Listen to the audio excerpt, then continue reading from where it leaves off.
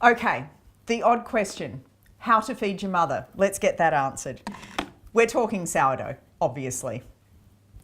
So when you do have a mother on the go, as we say, you need to make sure that she is well fed or she will not reward you at all. So this mother has been in the fridge for one day. I want to make bread tomorrow.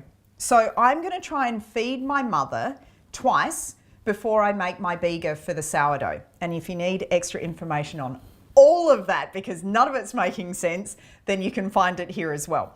Okay, this is the point where we want to feed the mother. How do we do that? We do it with equal parts water, filtered water, don't use chlorine. Mothers don't like swimming pools.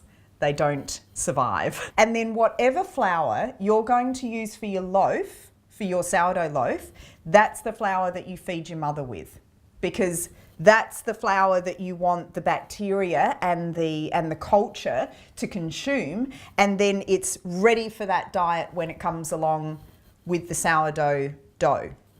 So when we feed a mother, it becomes a bega, and that's what we then turn into the sourdough. Equal parts water. So if I'm making a loaf of sourdough, I'm going to add 100 grams of water. Do everything on scales. Please don't do it with a cup or it's just going to go pear-shaped really quickly. So 100 grams of water, and then I'm going to do 100 grams of flour. Now I'm using just a plain white flour for my loaf today, so I'm just going to feed it with that plain white flour. If you wanted to, you can start another mother with a rye flour, for example, because if you want to make a rye loaf, you're going to need a rye mother. That's the best way to think about it, that whatever your loaf is going to be majorly, you can always add in a little bit of rye with white flour mother, but if you're going to make a majorly rye loaf, you want to have a rye mother. Okay, so now 100 grams of each. I usually put the water in first, just because it's easier to mix. That's it. But it doesn't really matter. It's not going to have any impact on the end result. Mix it around so that there is absolutely no dry flour visible. And then all you need to do is let it sit out. Don't put this back in the fridge. So the only time your mother is in the fridge is when you're not baking bread, when you're not about to make bread. So she can just rest in the fridge. And she doesn't need to eat a lot when she's in the fridge.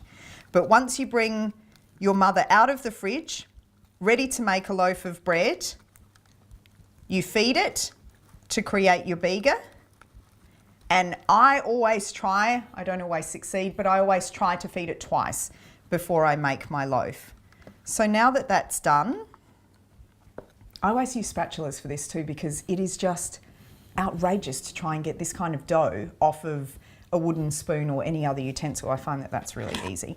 Cover it back up and just leave it out at room temperature, and then you can come back the next day and make your bega. If all of that is just complete nonsense to your brain, then you're going to have to watch the video about making sourdough in order for this to make sense. But if there's anything specific about how to feed a mother or how to make a bega, let me know and we'll get it sorted.